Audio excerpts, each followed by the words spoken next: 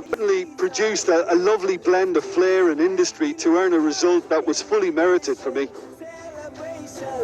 And with that, it's time for me to thank Jim Beglin and to wish you a very good evening.